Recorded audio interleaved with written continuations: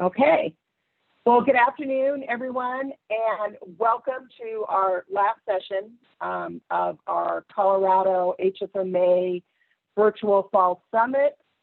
Hope you've enjoyed the sessions. They've been incredibly informative.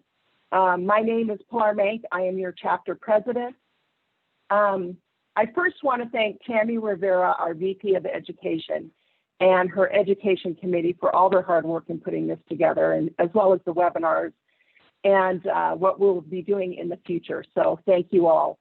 And I have to give a very special shout out to Miss Jessica Griffith, our chapter office manager, go-to gal, chief cat herder.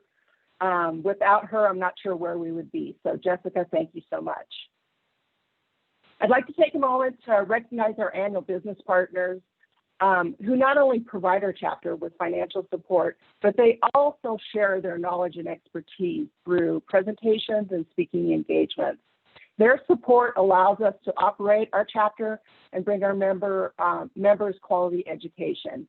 We hope and ask that when your organization needs a service or support, that you look at them first. And with that, I'm going to tell you who they are.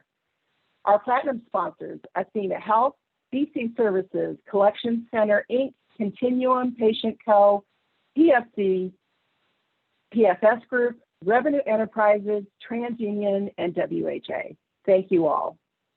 Our gold sponsors: AccuReg, BKD, Clifton Larson Allen, Credit Services Company, Healthcare IP, KeyBank, Plant Moran, and Guidehouse. Silver sponsors: AppRev, Bessler, Brownstein Hyatt, Farber Schreck, Colorado Health Facilities Authority, Coronas, Crossroads Health, Cyberscience, Hall Render, Para Healthcare Analytics, Strata Decision Technology, Extend Healthcare, and our 2020 special virtual sponsor, Commerce Health. And again, please take a look at their annual sponsors, because without them, we wouldn't be able to do what we're doing today. For today's webinar, please use the Q&A box that's down in your bottom right-hand corner of your screen. I believe that Tom and Ryan will be answering questions along the way, as well as at the end of the presentation. A link to download the presentation will be provided in the chat, and it will also be sent out via email after the webinar. For those of you that are needing NASBA credits, there will be 3 polling questions during this session, and your word is harvest, keyword harvest. So should be able to remember that one. It's very important that you do that so you can get your NASBA credit. And with that, I would like to introduce our speakers that will give us our CHA State of the State. Ryan Westrom. Ryan is the Director of Finance for Colorado Hospital Association. And Tom Rennell, Senior Vice President, Financial Policy and Data Analytics for the Colorado Hospital Association. Thank you, gentlemen. We always so much appreciate your time and love the fact that you're always willing to close our conference, because this is like the highlight and what everybody wants to hear about. Thank you. And I will turn it over to you. Thank you. Thank you, Pilar. That's a big introduction. Good afternoon, everyone. Welcome. Thanks, Pilar, Jessica, HFMA for putting this event together. You know, the sessions over the last few days, I've been able to attend most of them, and they've been very worthwhile. And you realize that they're connected as well. Today, the title for the presentation is CHA State of the State. And I was thinking about it.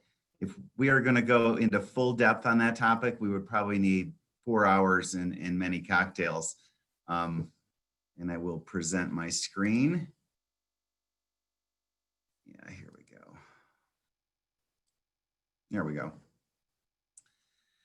Wow, it's been quite a year. It's been unprecedented in so many respects. I know personally and then professionally, as part of our whole hospital industry, has been just significantly impacted. We're going to spend a few minutes, oops, I'm rolling those quickly. We'll spend a few minutes on how COVID is impacting our industry.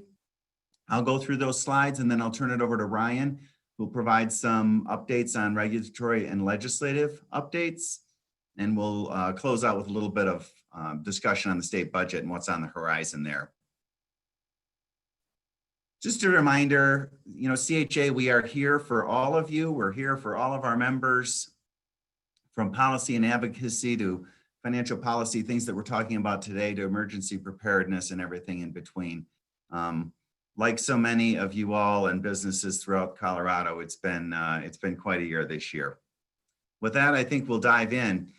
And if we can just take ourselves back, I know we don't want to, but if we can go back to March and April, when we began to experience, the hospital industry began to experience significant impact as a result of the ceasing of elective procedures, everyone staying at home, people avoiding care, while at the same time, hospitals needing to build up capacity, trying to get PPE supplies on hand, maintaining staffing or increasing staffing to support what was expected to be some real significant COVID surge. And we did have that out of the gate, but and we were able to handle it with the capacity that we had. So we got through that initial surge. Now, longer term, it continues to play out, right?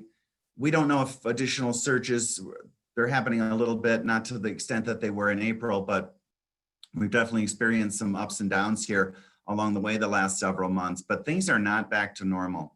And we don't expect things to be back to normal for likely quite a long time. I think we'll get to this next here. I'll put this slide up. So maybe just to put into context of what was happening and what is happening, and then we'll talk a little bit more about what we believe is going to continue to happen. Utilization is a big driver. It's a big driver of revenue. It's a big driver of obviously volumes in the hospitals. You can see here on the top of this is discharges, on the bottom is outpatient. Those are the two biggest categories. The items in between there are subcategories in those, but you can see out of the gate, March, April, and May, significant impacts to inpatient. Volumes were down 15 to 30% in those first 3 months. Outpatient volume was down 20 to 50% in those first 3 months. As we've come through that wave, June, July, we did see some rebounding, especially on the outpatient side. We almost got back to prior year levels. Inpatient side has continued to stay down in terms of volume. Now, August is interesting. We're actually back down a little bit farther than June and July. So while there was some rebound and some pent-up demand, it does look like utilization and volumes are continuing to stay down here in August. We expect that to continue as well. Also of highlight is the emergency department visits that have been down, 15 to 40 to 20%, and then they're staying down at that 20%. And I think, there's a lot of reasons why that may be happening. I don't think it's completely understood why that's so much different than just inpatient and outpatient care. But it's definitely something I'm sure we're all keeping our eye on. It's a combination of factors, and we'll talk about some more of those in a minute. I'm going to transition to, as we began to try to evaluate what COVID was going to mean financially to the hospital industry back in May, we believed that there might be a significant impact 2, 3, 4 months that would attrit down. By the end of the year here in 2020, we thought that we might be through this pandemic, and that the financially we'd kind of return back to maybe a baseline. Now here in October, we have learned a lot, and this is the big we, experts, surveys, us at CHA interpreting that, you all getting input from you all, it looks like the impact is going to be much longer. The tail of the impact on COVID is going to be longer throughout 2021 now. So what the slide on the chart on the right tries to indicate is that the blue chart columns are the revenue impact. Again, big impact early, down, but coming back up a little bit and then sustaining through 2021. The orange is provider relief funds. Those are largely running out.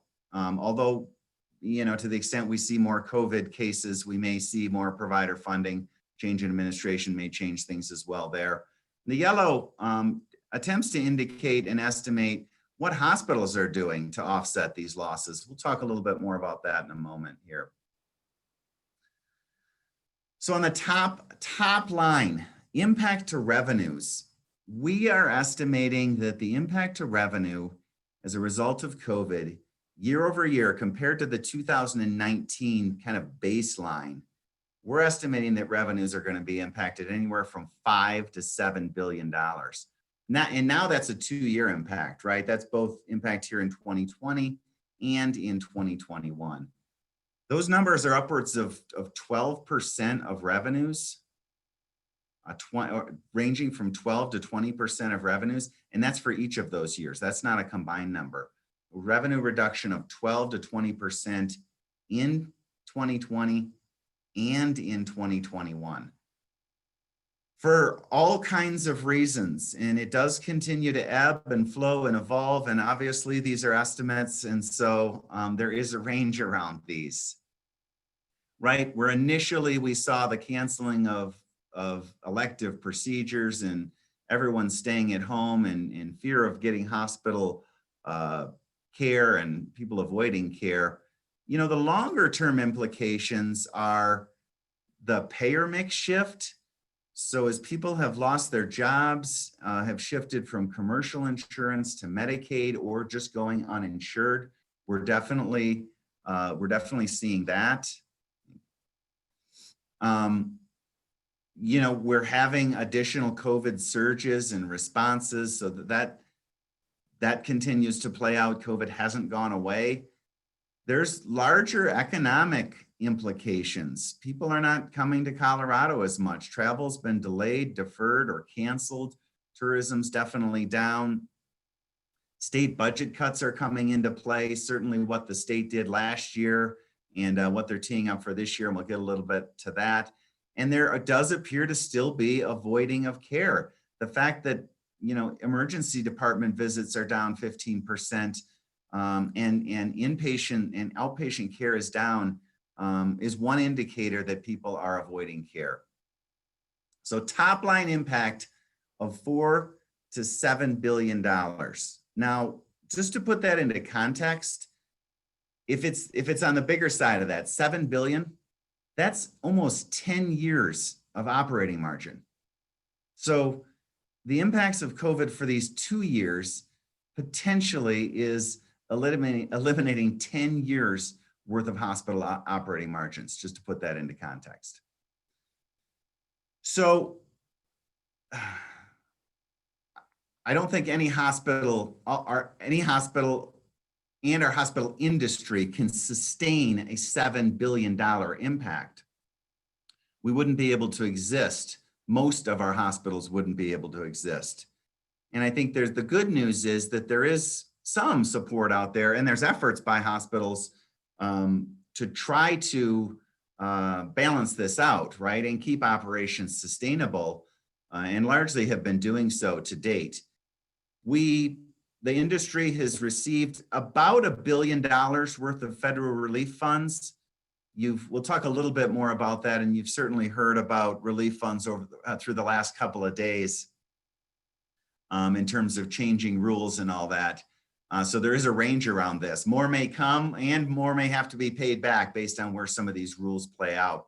But we've, as an industry, really received about $1 billion to date. And those largely are waning. Now federal relief funds are being very targeted.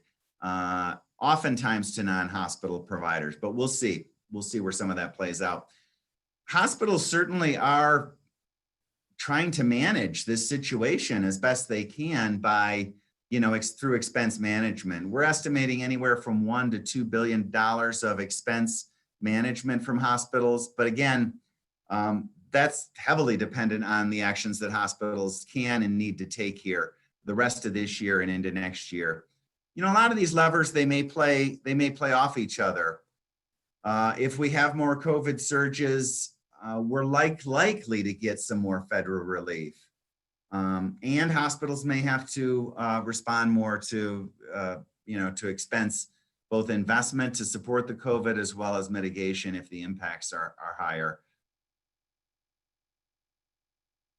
So in terms of support funds, like I said, we've received about $900 million to date.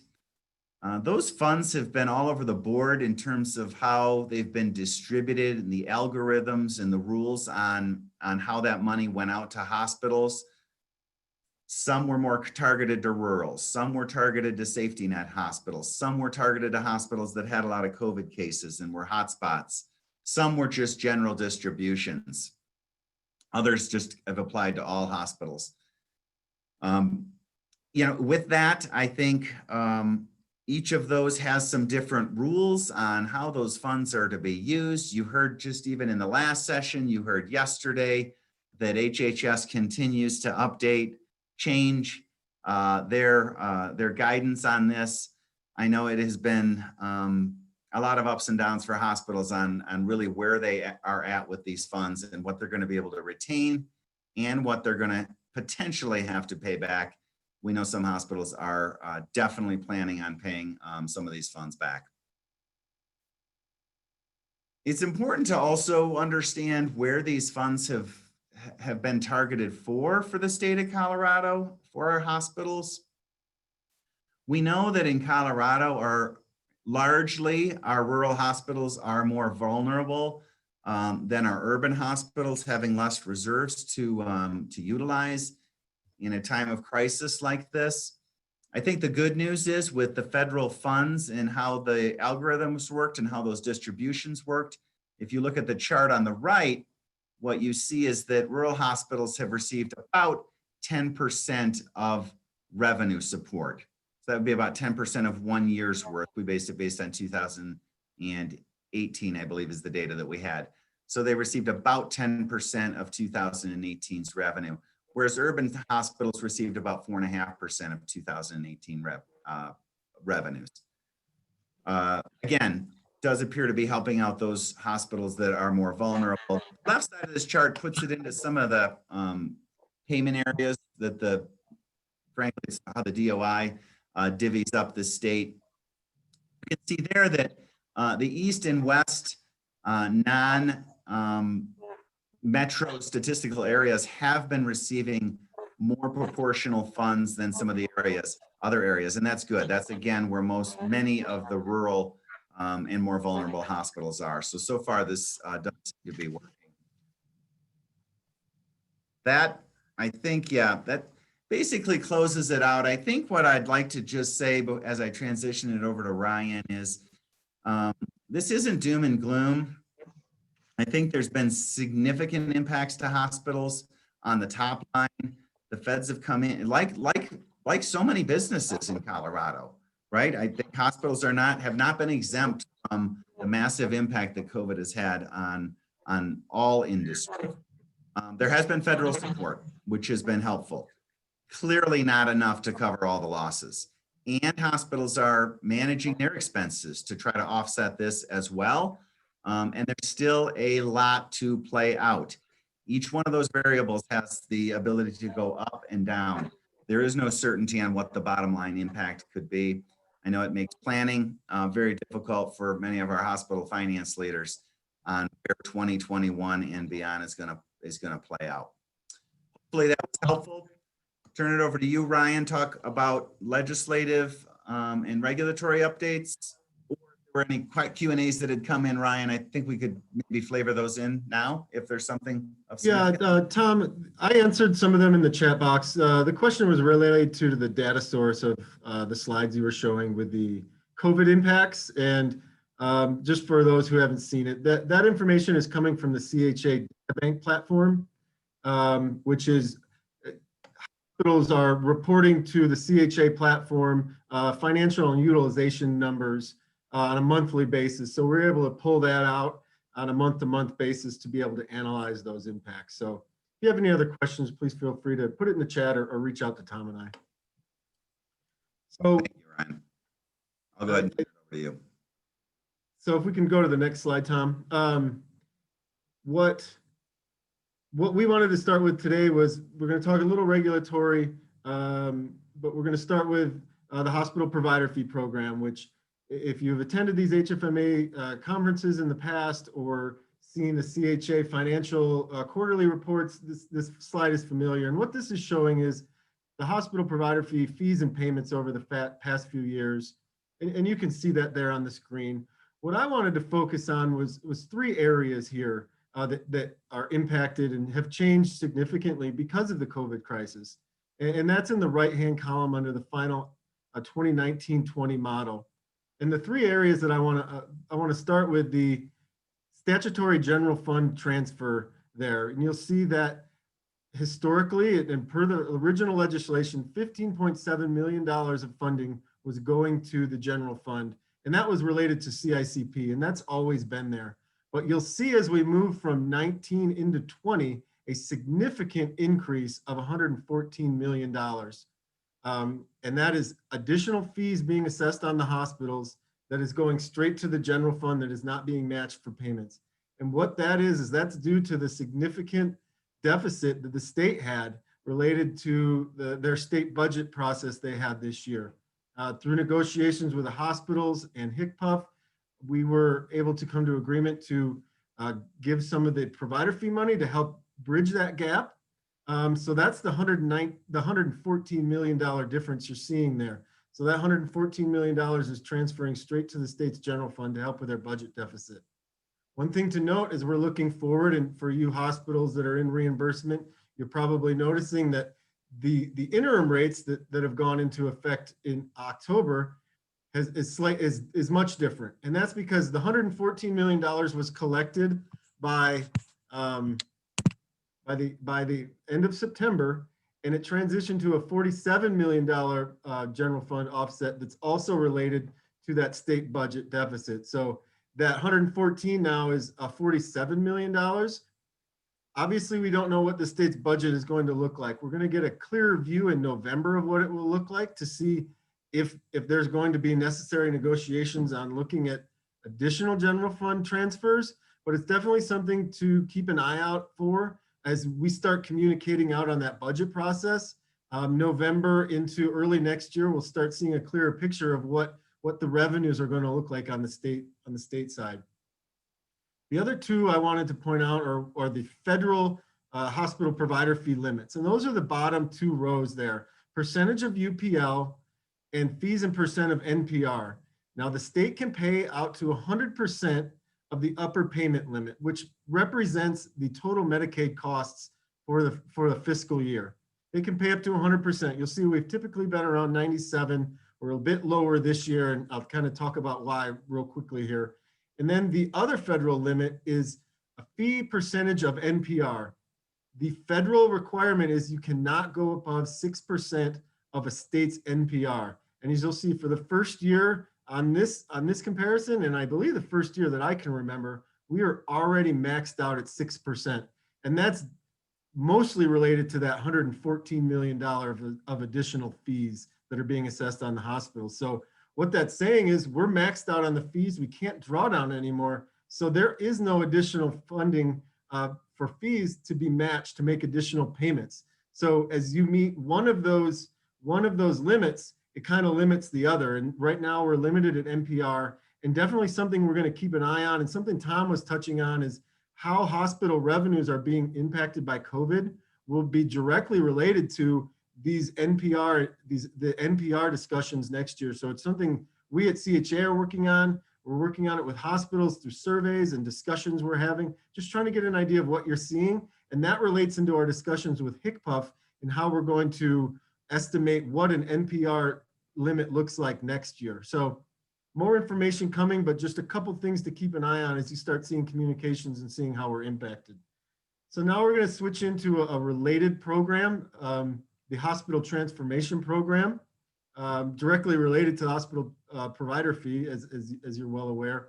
What this slide is representing is the updated timeline change for the hospital transformation program. Originally, this program was supposed to be implemented in, it's been delayed a few times. Most recently in 2020, it was going to be implemented in April of 2020.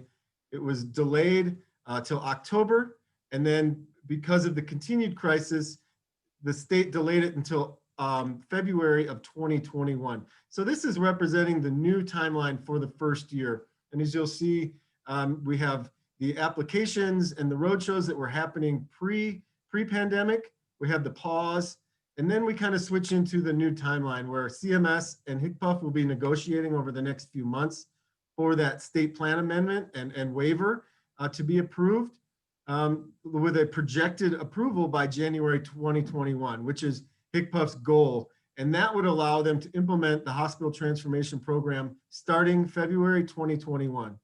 And what that means for hospitals is that if everything goes according to this timeline, February 1st, they would open up they would start accepting HTP applications from hospitals with a deadline for all of those applications at the end of February. There'll be a review process, a back and forth with final approval due by May 2021.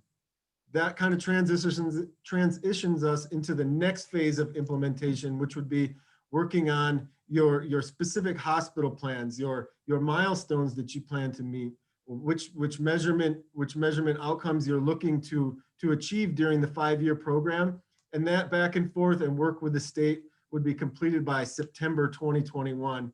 And then kind of ramping up in the fourth quarter 2021 with HTP activity really beginning in the beginning of 2022. And on the next slide, we'll take a look at that. So this is the first year. On the next slide, we're going to take a look at, I know it's a little small, but kind of breaks out, and you can probably blow it up on your presentations that you've downloaded or will be able to get. It kind of shows the timing of when everything is going to be due, when the scoring is going to happen. So on the top line, that's what I just kind of outlined in that dark blue, when applications are due, kind of that ramp up.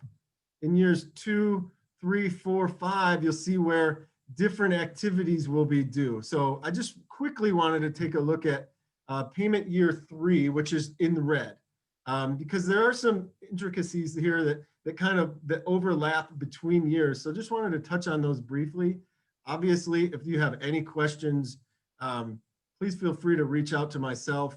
I can kind of give you a little more explanation as obviously this is a much more in-depth conversation that we could have. But if you look at year 3 in red there, the things that are at risk that year for hospitals are, you're going to have a timely reporting. There's timely reporting every year. And that's 2% of your total payment, your total HTP payment. You're also going to be meeting milestones that you've outlined in your implementation process and your application process. And also this is the first year where you're going to have that outcome-based or value-based, where you're meeting or exceeding benchmarks or your achievement threshold. So really starting that scoring, and where we really start ramping up the percentage that's at risk in those years. And we'll look at that on the next slide, but I wanted to take a look here. So if you look at quarter 1 in payment year 3, we have the CHNE reporting that will be due quarterly. And you'll see that quarterly in every year. But what's also due is your fourth quarter milestones from the previous year. Obviously, you can't report on your milestones until you've completed that quarter. So your year 2 will actually be collected in that first quarter of that year, but your at risk will be applicable to the prior year total dollars at risk. And then as you move forward, you'll see there's a still mixture of red, where you have your activity and reporting in each quarter, your milestones. But then on that bottom line in payment year 3, you'll see it's still orange, which is related to that payment year 3, where they're collecting your previous year milestones. Then they're collecting for your to see if you've met your benchmarks or score your achievement in your measures. They're collecting that information in Q2 of the following year, which gives that 3-month run out that's necessary for kind of your claims to catch up on the Medicaid side, both on the state side for their internal MMIS system, but also on your side to be able to kind of clear up those additional Medicaid claims. Then they're going to collect that in Q2. They're going to calculate and score your performance and notify hospitals how they've done compared to what you've outlined in your implementation plan, in your application, and how you plan to proceed with this program. And then in the following quarter 4 of the next year is when that reconciliation for milestones and activities is going to happen. So the activities happening in 1 year and kind of the work to collect, reconcile, calculate, and then reconcile the payments is happening in the following year. So a little different, obviously, than how the provider fee program is handled now, right? But logistically, it has to kind of shift into the next year because you have to complete your period before you can start reporting to the state on your achievement and your scoring. So hope that makes sense. As I said, we can touch base on this and more in depth. We obviously, as we start getting closer to implementation in February, the state will be having educational programs. This is a topic. I was on a webinar yesterday where this was a topic, and the people who have been involved, it's still a little confusing. So if it doesn't quite make sense, please feel free to reach out. I can put you in touch with, I can give you some information, can put you in touch with the state to kind of really get deep into this, but always helpful to help. So on the next slide, we'll take a quick look at the percentages at risk. So this is broken down by year and then by activity. So on the left side, you'll see in year 1, it's 3% at risk for all hospitals. That translates to 1.5% for application and 1.5% for that implementation plan to kind of detail out what milestones you're planning on meeting leading up to those years where you'll be scored on your benchmark and achievement thresholds. All the way down, getting into years 4 and 5, where we're going from 3% to 20% for non-critical access hospitals, and then 13%, and then 30% and 22% in year 5. So year 1 and 2, kind of low on the at risk, kind of getting into the program, ramping up to be ready for the program, and then really getting into 30 and 22% later in those years. And just to put some context to it, the payments that will transition from the hospital provider fee into the hospital transformation program are somewhere around $1.1 billion. So that is what the percentage is at risk. So in year 1, significantly lower. Year 5, we're talking around $300 million at risk for the state of Colorado. Now, when we're saying at risk, that's a individual hospital at risk, because if a hospital doesn't meet a goal or a benchmark, they will pay that penalty, but then that will be redistributed to other hospitals who are performing well. So the money's staying in Colorado, but it'll just depend on individual hospitals how they're performing. So with that, we'll jump into some of the regulatory implementation that's been happening. I will touch very briefly on these. Hopefully most of your hospitals are aware of these. The House Bill 1001, Hospital Financial Transparency. The first report was submitted in January of this year. An addendum came out a few months ago detailing specific hospital information that was submitted as required by this law and then submitted to the legislature by HCPF. Just one quick update on this. I touched base with HCPF on this today, actually. They are in the process of combining all of the information, and they, within this week or the following week, within the next week or the following week, they plan to send that report out for individual hospitals to review. So if you're in the finance department, please keep an eye out for that. If you're not seeing it, and then within a couple weeks, reach out to me and I can let you know, give you an update, but you should see that probably by the second week of November. So just something to keep an eye on. And we'll go to the next slide, and it's kind of the same timeline. The first report due this year. They are also online to get that information out to all hospitals to review in the next week or two. So same timeline as 1001. Mid-November, if you're not seeing this, it probably should be on your radar by then. So you'll have, I think it's 15 days to review the information, submit changes or corrections to HCPF. And then at that point it's done, and they will start preparing their report for the legislature.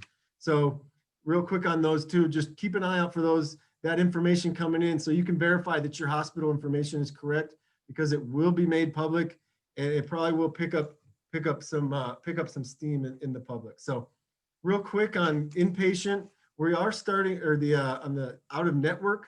Obviously this is related to out of network visits to the emergency room and how that relates to admissions. We are starting to see that these claims are coming in, and hospitals are informing us that they are coming in incorrectly at times. So, and starting that process and what that's going to look like. So I think there'll be some more information on this, but do know that this is something CHA is keeping an eye on and working with our hospitals, trying to figure out what are the right steps for the mediation to kind of work through this process. So Tom, if you can go to the next slide. So inpatient base rate change is something that is relatively new here in Colorado. Now it's been talked about for a while within some stakeholder groups. They began talking about it in 2018. So that doesn't sound all new, but it was really just a high level discussion of that they want to make these changes and they're looking to do that. This year in September 2020, they introduced their proposed base rate change. So this is inpatient base rate that ties into your inpatient Medicaid payments here in the state. So what we have here, let me just take a step back actually. We at CHA, we realize this is a significant issue and we are keeping an eye on this and working with hospitals. We are having a webinar on Monday, hospital-only webinar for our members to really dive deep into this. So we've sent that email, or we sent that invitation out to our finance community. It's been passed around to our GR folks as well. If you are interested in participating in this, please let me know, and we will send you that invitation. What they're looking to do is change the methodology to calculate individual hospitals' base rates. Right now, as a base, they're using the hospital's Medicare base rate, which is an individual base rate. They're adding on certain things on the Medicare side that are hospital specific.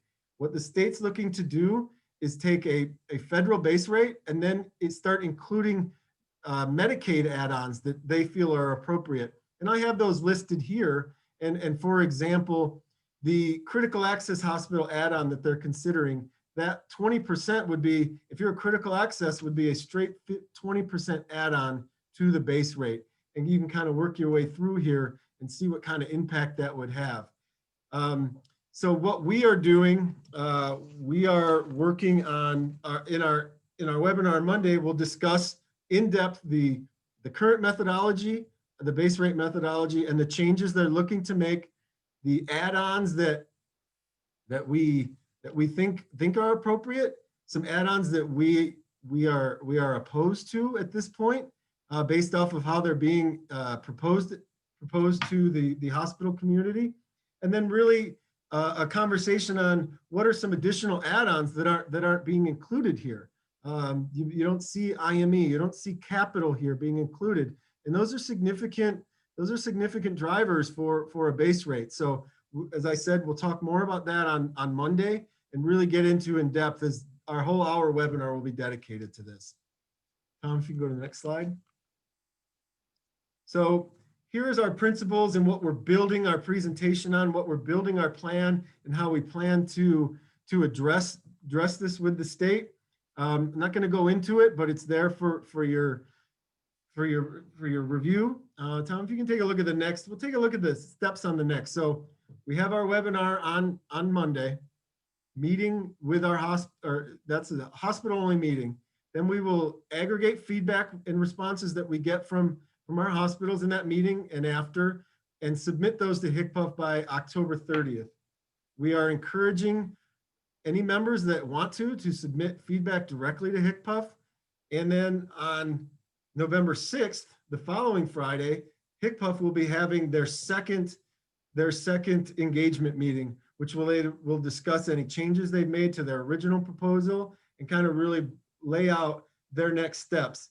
Their implementation that they're aiming for right now is July 1st, 2021. So a very quick turnaround. So this is something that CHA is spending a lot of time on because we realize the importance to our membership and we realize the impact that it could have. So please feel free to reach out to us if you would like to participate in this kind of back and forth.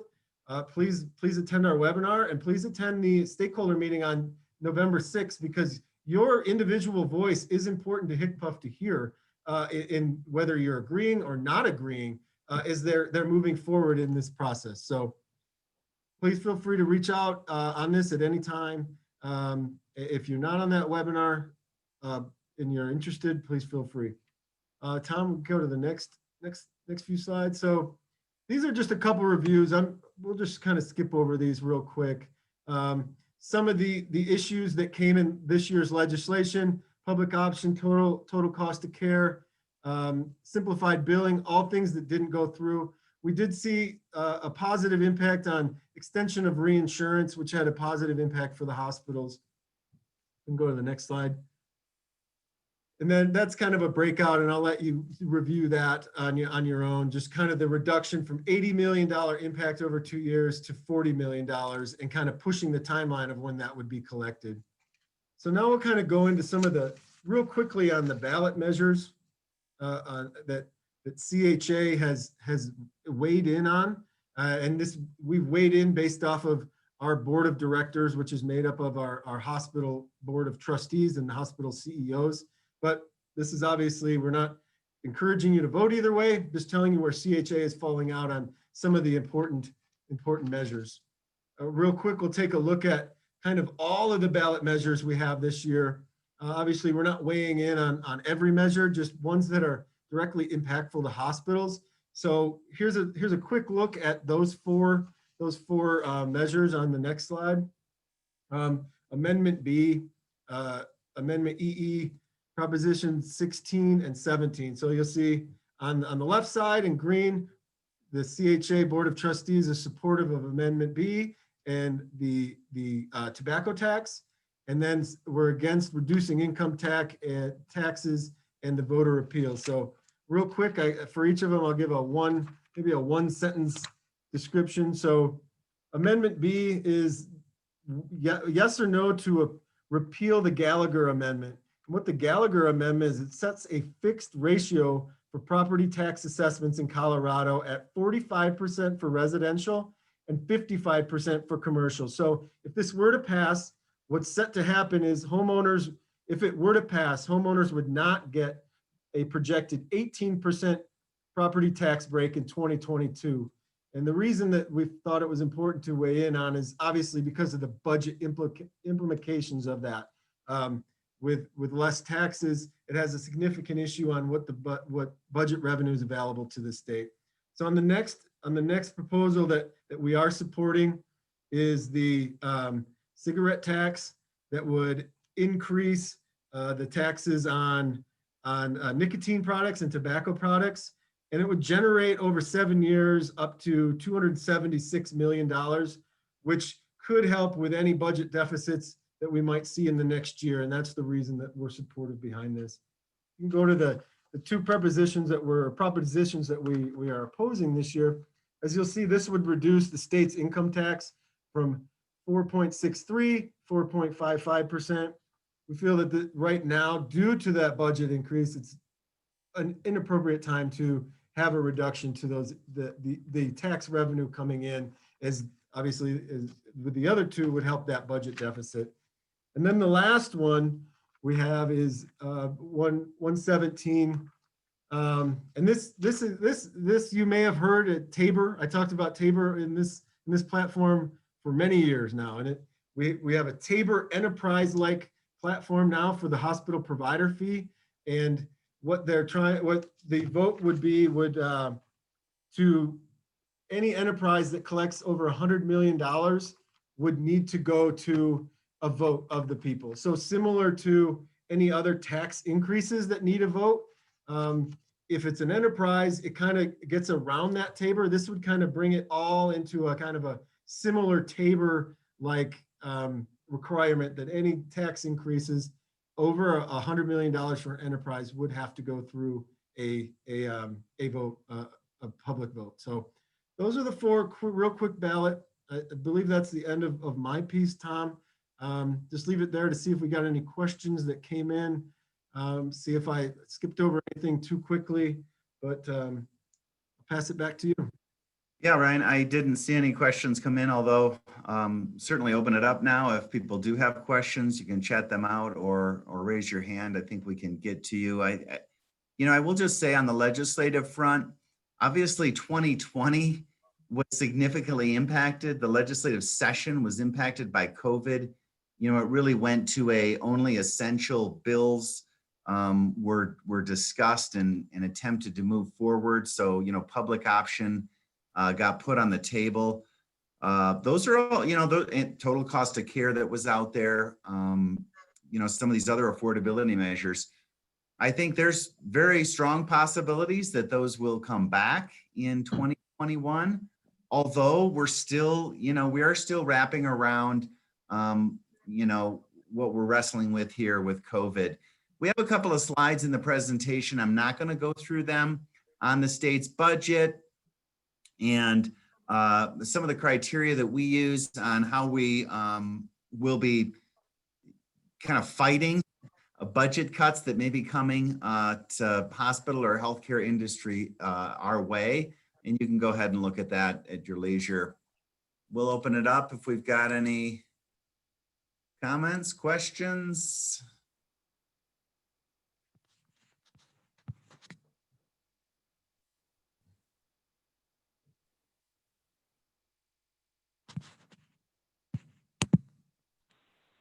I think everyone's stunned into silence. I see there's one that came in. There we go. The biggest concerns about the updated provider relief guidance released yesterday, and is there any implications with the election? I will say this, that many of us, ourselves included at CHA, were doing some significant advocacy around how HHS was defining that impact to revenue and how you could use funds for revenue loss and some of the limitations they had around it. So it was really good news yesterday in freeing up that definition on how to count lost revenues. That was actually very favorable.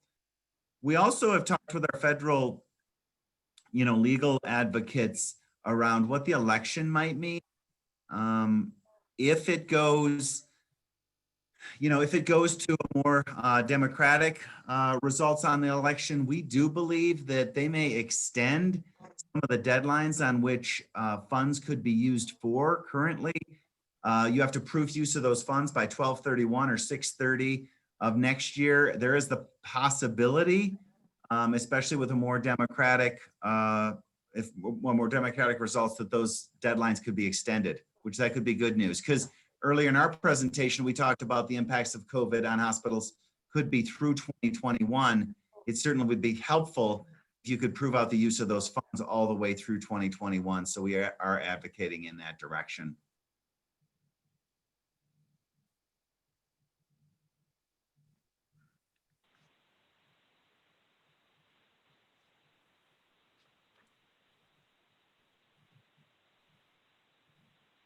Okay.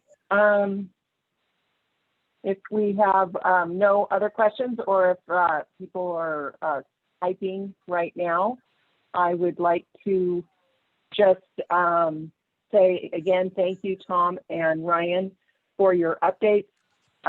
so incredibly appreciative. We all need to stay on top of this, and we wouldn't be able to do it without you all. I want to thank everyone for joining us this week for our very first virtual conference. Again, Tammy Rivera and her education team put this together for us and did, in my opinion, an excellent job. We only had a few technical issues, so thank you, Jessica. You will be receiving surveys after the conference, so we hope that you found this beneficial and will be favorable in our surveys. We want to hear your feedback, though, and any suggestions you have for future. We're in this time of uncertainty and just kind of going by the seat of our pants, conference to conference. I know Jessica has talked about certification at the end of each of these sessions. If you have been thinking about getting certified through HFMA, but the cost was a barrier, it is now included in your membership. And you can do it all virtually at your own pace. So if you have an interest, please reach out to one of us. Eric Wilberg is our chair of certification, and he'll be happy to set you up. And I just wanted to take a quick second and just say that our hearts and concerns are with the communities of Estes Park and Grand Lake in Granby. And as many of you know, one of our past presidents, Tim Cashman, the CFO at Estes Park, and they evacuated yesterday. The hospital, they are all safe, but please keep that in your thoughts, and everybody do a rain dance.